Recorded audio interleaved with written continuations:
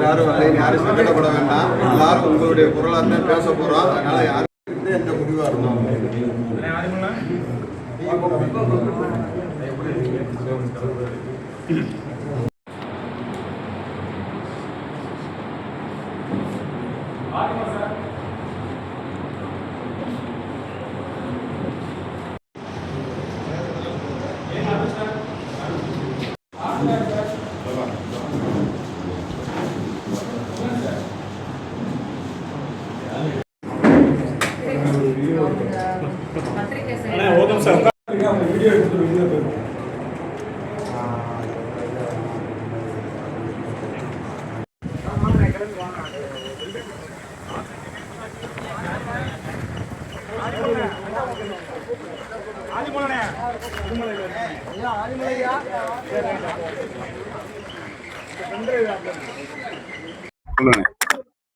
முதல் நடந்த கூட்டத்துல இருந்து எங்களுடைய கோரிக்கைகளை உங்க செவிசாய்க்கலன்னு வெளிநடை பண்ணோம். திரும்பவும் கூப்பிட்டாங்க, போனோம்.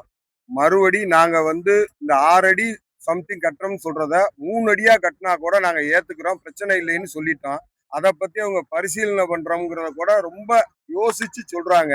நாங்க என்ன சொல்றோம், அதை யோசிச்சு சொல்றதுக்கு எங்களுக்கு ஒரு 3 நாள் டைம் வேணும்னு கேட்டாங்க.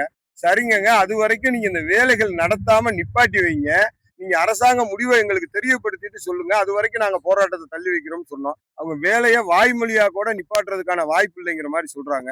இன்னைக்கு வேலை நடந்துகிட்டு இருக்கு, நாளைக்கு வேலை நடந்தா நாங்க திட்டமிட்டபடி அந்த வேலை நடந்துச்சுன்னா 30ஆம் தேதி நாங்க போய் போராட்டத்தை நாங்களும் திட்டமிட்டபடி நடக்கும். வேலையை நிப்பாட்டினதாக எங்களுக்கு உறுதி அளிச்சாத்தேன் நாங்க 3 நாள் 4 நாள் கழிச்சு அது எங்களுக்கு அதுல சாதகமான பதில்கள் கிடைக்கும் பட்சத்துல நாங்க அந்த போராட்டத்தை கைவிடுறத பத்தி யோசிப்போம். அப்படி இல்லைன்னா மறுபடியும் நாங்க எப்போ போராட்டம் நடத்துறோங்கிற சொல்லுவோம். வேலை நிறுத்தம் செய்யலைன்னா நாளைக்கே நாங்க 4 வழிச்சாலையை முற்றுகையிடுறதாக நாங்க முடிவு பண்ணியிருக்கோம். பாண்டாங்குடி விளக்குது கன்னியாகுமரி டு திருச்சி தேசிய நெடுஞ்சாலையில கொட்டாம்பட்டிக்கு பக்கத்துல 4 வழிச்சாலையை முற்றுகையிடுறதாக முடிவு பண்ணியிருக்கோம். நாளைக்கு வேலை தொடர்ந்தான்.